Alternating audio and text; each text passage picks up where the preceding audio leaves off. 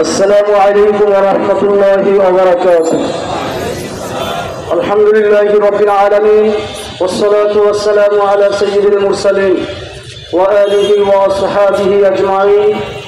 أعوذ بالله من الشيطان الرجيم. بسم الله الرحمن الرحيم. وجاهدوا في الله حقا. ইসলামী আন্দোলন বাংলাদেশের মোহতারাম আমির পীর সাহেব চরমনায় ঘোষিত দুর্নীতিবাজদের বিচারের দাবি এবং সম্প্রতি দেশ বিরোধী ভারতের সাথে চুক্তি বাতিলের দাবিতে সকল জেলা মহানগরের বিক্ষোভ সমাবেশ ও মিছিল কর্মসূচির অংশবিশেষ আজকের এই নারায়ণগঞ্জ জেলা এবং মহানগরের উদ্যোগে আয়োজিত এই বিশাল মিছিল পূর্ব সমাবেশের মোহতারাম সভাপতি, জেলা মহানগর নেতৃবৃন্দ, থানা নেতৃবৃন্দ, সমবেত বিক্ষুব্ধ ভাই ও বন্ধুগণ, আজ দেশ মহাসংকটে নিবেদিত। মুসলিম জাতিসত্তার ভিত্তিতে অর্জিত এই বাংলাদেশ, এই মুসলিম জাতিসত্তার ভিত্তিতে অর্জিত এই বাংলাদেশ আজকে ভারতের কষাঘাতে আমরা আঘাত খেতে খেতে তাদের কষাঘাতে আমরা এতটা নিমজ্জিত হয়েছি। এখন শুধু নামে বাংলাদেশ আছে, টোটাল নিয়ন্ত্রণ ভারতের হাতে। আমি সেদিকে পরে যাচ্ছি। বর্তমান একটি মুসলিম কান্ট্রিতে স্বাধীনতার পরবর্তীতে যারাই ক্ষমতায় এসেছে দলীয় আখের গুছাতে গিয়ে দুর্নীতি, সন্ত্রাস, চাঁদাবাজ, জোর জুলুম, চুরি ডাকাতি, সুদ ঘুষ, মদ জুয়া, জেনা ব্যভিচার, অত্যাচার, দুর্নীতি এতটা বেশি করে তারা প্রশ্রয় দিয়েছে। আজকে বাংলাদেশ মুসলিম কান্ট্রি হওয়ার পরও ইমানদারদের বসবাসের অযোগ্য হয়ে যাচ্ছে। আমাদের জন্য বড় লজ্জার বিষয়, কারণ আমরা এতদিন যা দেখেছি, আওয়ামী লীগ বলেন, বিএনপি বলেন, জোট বলেন, মহাজোট বলেন, জাতীয়বাদী বলেন, প্রত্যেকেই ভারতের দালালি করে, আমেরিকার দালালি করে, ইহুদি খ্রিস্টানদের দালালি করে টোটাল মুসলিম কান্ট্রিকে ক্ষতবিক্ষত করে ফেলেছে, ইসলামী জাতীয়তাবাদ ধ্বংস করে ফেলাচ্ছে।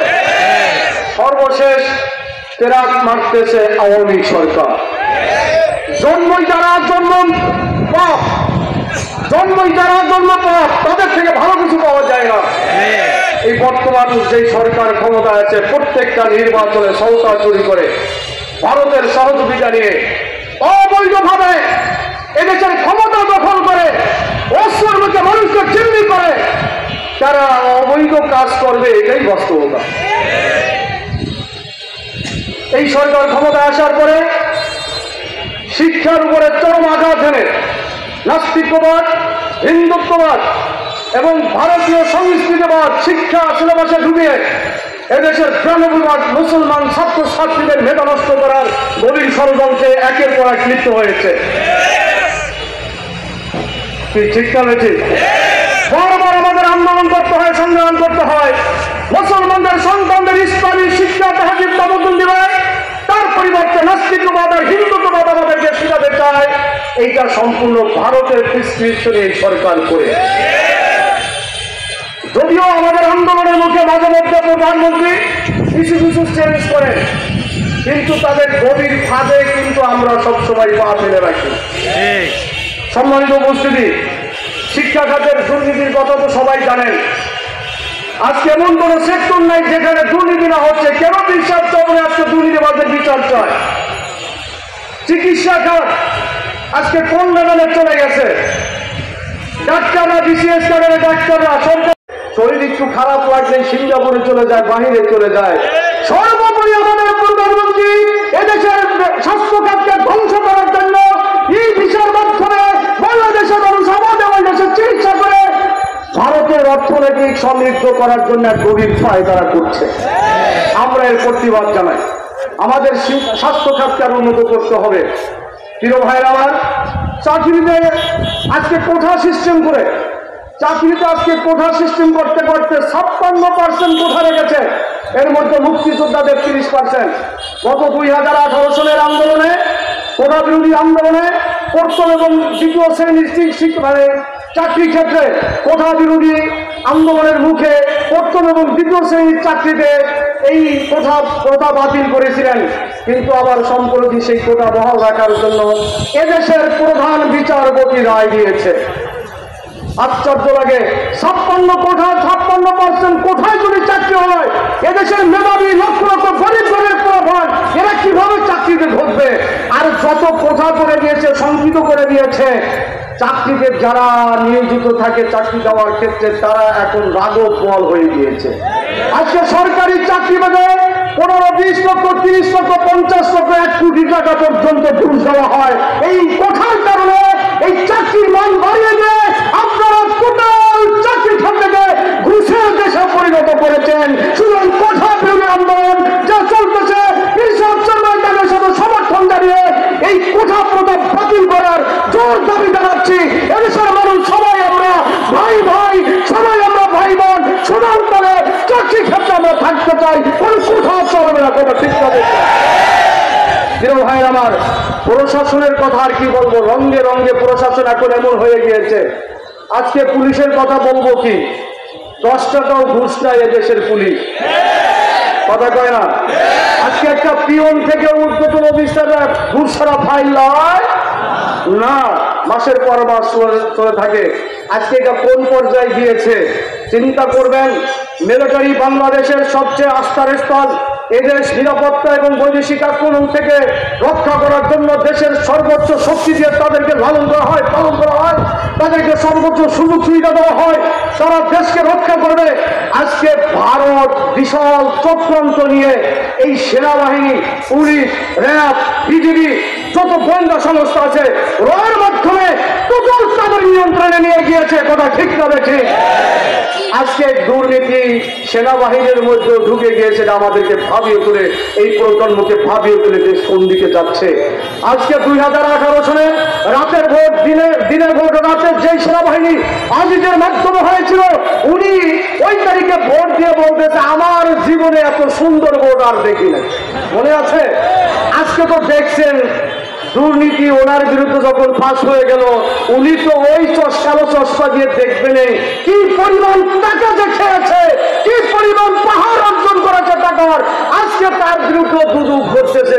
সেনাবাহিনীর পত্তনের পিছনে যদি দুদক করে দুর্নীতির অভিযোগ আছে, আমার মনে হয় শেখ হাসিনার পদত্যাগ করা এখন সবার দাবি হয়ে গিয়েছে। প্রিয় ভাই আমার, ভারত ভালোভাবে জানে বাংলাদেশ মুসলিম দেশ, এদেশের ওলামায়ে কেরাম পীর মাশায়েখ মসজিদের এলাকার দেশ, ইমানে উজ্জীবিত এই বাংলাদেশ। এই বাংলাদেশকে যদি কিছু করতে হয়, এই ইমানদার জনতার সাথে পারা যাবে না। সুতরাং এদেশের প্রশাসনের সর্বস্তরের শক্তিকে ভেঙে দাও, ওদের করায় তুলে দাও, টাকা দিয়ে সবার মাথা কিনে নাও। আর আওয়ামী লীগ তো কিনে নিয়েছে, এমপি মন্ত্রী আওয়ামী লীগের নেতা কর্মীরা ভারতের বিরুদ্ধে একটা কথাও বলে না। আর বিএনপি নেতাবৃন্দ তো আগেই কিনে নিয়েছে।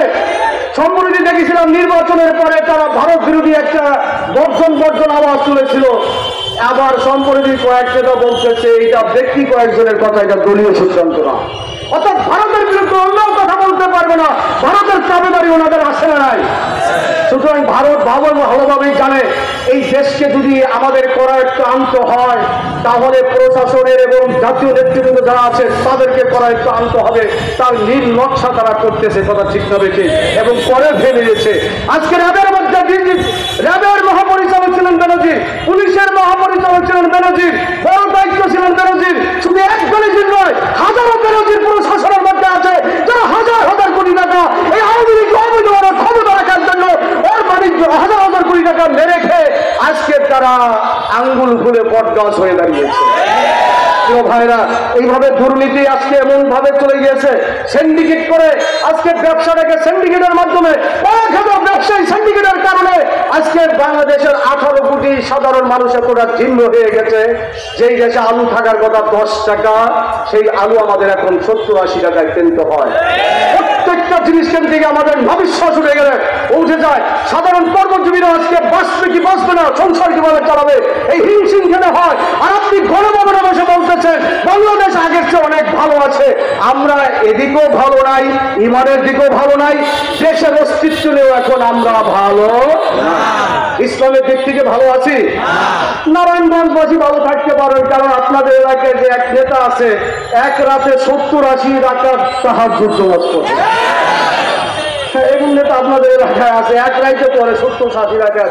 আপনারা ভালো থাকতে পারেন ইসলামের দিকে, কিন্তু সারা বাংলাদেশ ইসলামের দিকে ওলামায়ে কেরাম নির্যাতিত, মসজিদ মাদ্রাসা আছে নির্যাতনের শিকার। আজকে মুসলমানদের বেলা করে বিচার হয় না, আজকে মুসলমানদের উপর নির্যাতনশীল হচ্ছে। সুতরাং আমাদের ভবিষ্যৎ কোন দিক যাচ্ছে ভাবিয়ে তুলতেছে। তবে আমি আপনাদের কাছে জানতে চাই, এই দুর্নীতি করতে করতে নির্বাচন ব্যবস্থাটাকে এমন ভাবে ভেঙে ফেলেছে, বাংলাদেশে এখন কোনো নির্বাচন হয়। গত দ্বাদশ সংসদ নির্বাচনে 10% মানুষ ভোট দিতে যায় নাই। এরপরে একটা দামি নির্বাচন করে, রাত্রে নির্বাচন করে, বিনা ভোটে নির্বাচন করে, এই মিলিটারি, র্যাব, বিজিবি, পুলিশ প্রশাসনকে ব্যবহার করে, বাংলা রাষ্ট্র জনগণের উপরে ব্যবহার করে, বারবার অবৈধভাবে ক্ষমতায় গিয়ে নির্বাচন যেতে না যেতেই কয়েক মাসের ব্যবধানে ওই যে স্বামী স্ত্রীর সম্পর্ক সংসদে আলোচনা না করে, জনমত সৃষ্টি না করে আপনি একা ওখানে গিয়ে একটা চুক্তি করে আসলেন, 10টা চুক্তি। আজকে দেশের সকল রাজনীতিবিদ, শিক্ষাবিদ, জ্ঞানী, গুণী, বিশ্লেষক সবাই বলতেছে এই স্বার্থ ভারতের, এই যে স্বার্থ বাংলাদেশের একটাও না। আপনারা জানেন ট্রানজিট আর করিডোরের মধ্যে পার্থক্য আছে।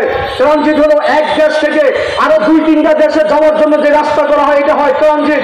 কিন্তু ভারত যে এই ট্রানজিটের কথা বলে প্রধানমন্ত্রী আমাদেরকে যে ধোঁকা দিচ্ছে, যে ট্রানজিট এক জায়গা থেকে আরেক জায়গায় যাওয়া হয়, এটা ক্ষতি কি সেদিনও সংসদে বলেছেন। আমি তো ক্ষতির কিছু দেখছি না। আপনি ক্ষতি দেখবেন কিভাবে? আপনি তো স্বামী স্ত্রীর সম্পর্ক করে ভারতকে সব দিয়ে দিতে রাজি আছে। দালাল হয়ে যায়, যারা দোষর হয়ে যায়, তাদের সামনে কোনো দোষ ধরা পড়ে না। সুতরাং আপনি চুক্তি করে এসে আজকে আর করিডোর হলো যদি এক রাষ্ট্র আরেক তার ওই রাজ্যে যাওয়ার জন্য আরেকটা রাষ্ট্র ব্যবহার করা হয়। আজকে ভারতের এক অঙ্গরাজ্য থেকে আরেক অঙ্গরাজ্য যাওয়ার জন্য আমার দেশকে ব্যবহার করবে, রেল যাবে, ব্রিটিশরাই বাংলাদেশে। আজকে আমাদের সঙ্গে এই প্রজন্মকে এই জন্য ফেলাইছে। উনি সাংবাদিক সম্মেলনে প্রধানমন্ত্রী বললেন ইউরোপ কান্ট্রিতে কোনো বেড়াটান নাই, কাদাটান নাই, ইউরোপ কান্ট্রিতে কোনো এরিয়া নাই। সুতরাং উনি বলে আমাদেরকে ভাবিয়ে তুলেছে। উনি জানাতে চান যে চুক্তি করেছি, আমাদেরও তো ভারতের সাথে বেড়ার কোনো প্রয়োজন নাই। কি কথা ঠিক কিনা? কিন্তু ভারতের সাথে বেড়া প্রয়োজন নাই, ওনার সাথে কি আমরা একমত? যেহেতু একমত নয়, আমি আপনাদেরকে বলতেছি উনি যে ট্রানজিট ট্রানজিটের নামে করিডোর দিয়েছে, আমাদের দেশের উপরে রেল চলবে, বাস চলবে।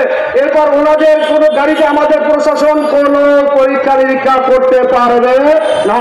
একটা পর্যায়ে এই দেশে যে র আছে, ভারতের গোয়েন্দা সংস্থা, এরা ওখানে বোমা মারবে, আক্রমণ করবে, ভারতের সেনাবাহিনী বাংলাদেশে ঢুকবে।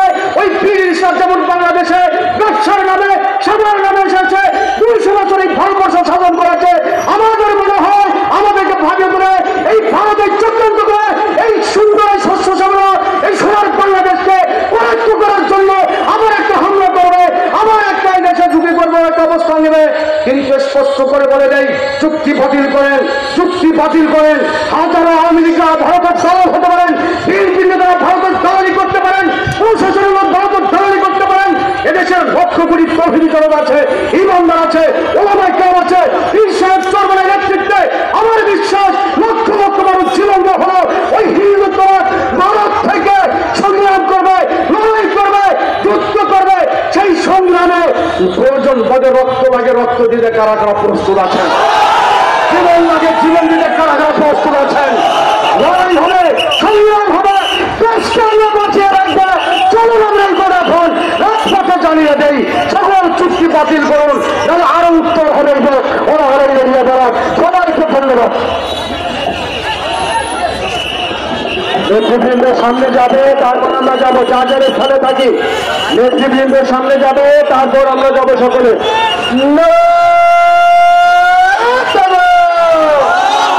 সকলে সকলে আমরা স্লোগান দেবো, জিন্দাবাদ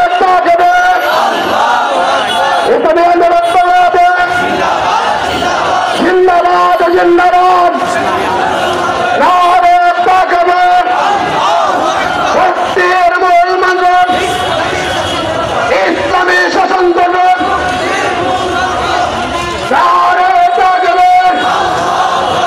বিশেষ চর্মনায় দিচ্ছে ডাক, দেশবাসী জাগরে যান, নারে তাকবীর,